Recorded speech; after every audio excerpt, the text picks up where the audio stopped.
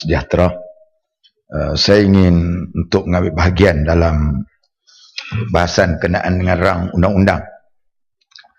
Utamanya apabila kita melihat rang undang-undang yang nak diperkenalkan ini, kita lebih melihat kepada soal konsep untuk memanjangkan dalam soal hukuman terhadap hukuman penjara.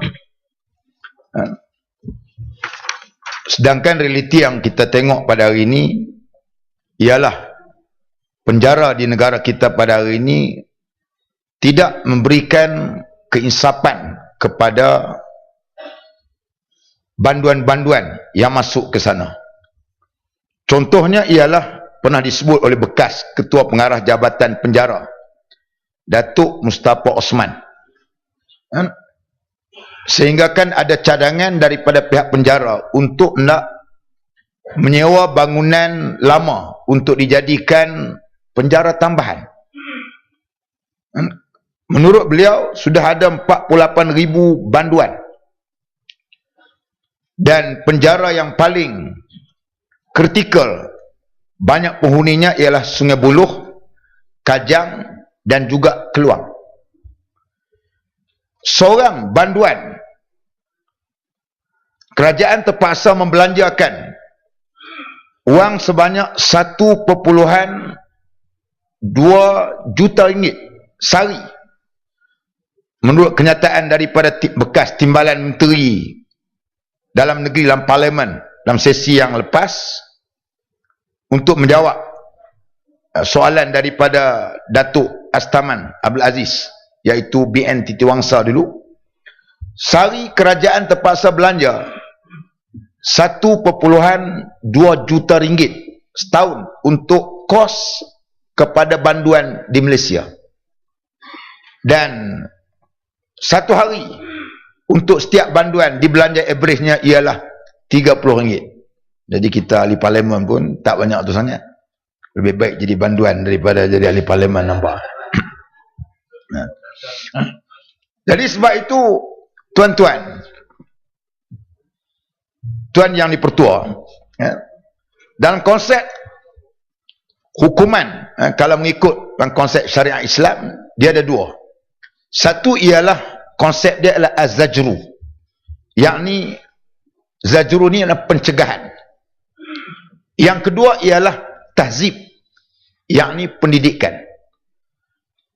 Pencegahan iaitu supaya pelaku tidak mengulangi lagi perbuatan jenayah ini lagi.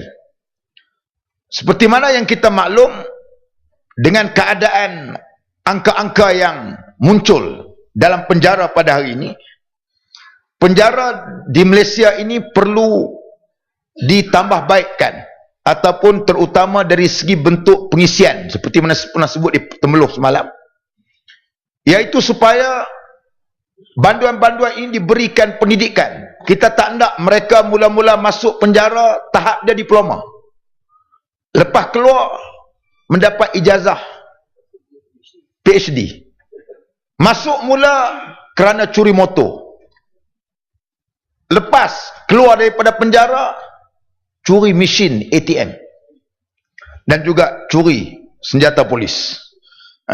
Jadi sebab itu kita harapkan supaya dalam soal ini pihak KDN dan juga pihak penjara mesti melakukan dalam soal penambahbaikan dalam perkara yang berkaitan dengan soal penjara. 1.2 juta dibelanjakan sehari, sedangkan anak kita nak belajar hari ini terpaksa meminjam daripada tabung pendidikan 30,000 hingga 80,000 untuk mendapat sekeping ijazah. Tuan yang dipertua, yang keduanya saya juga bersetuju dalam soal untuk berkenaan dengan hal yang berkaitan dengan soal penderaan terhadap wanita.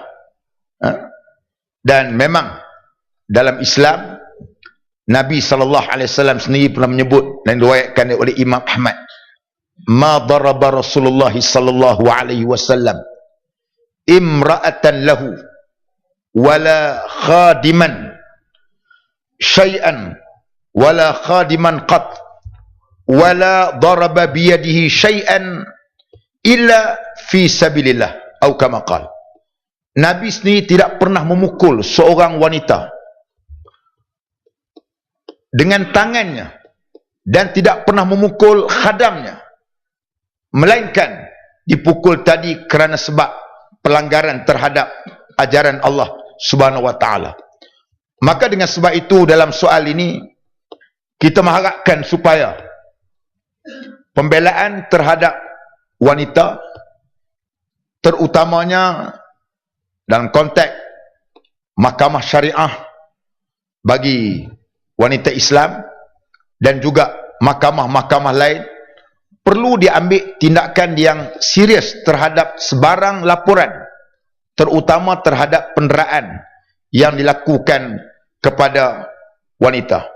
Maka dengan sebab itu, pada saya ialah soal hukuman bukanlah segala-galanya untuk memberi pendidikan, memberikan pengajaran kepada penjenayah. Sebaliknya ada lagi jalan-jalan yang boleh dilakukan.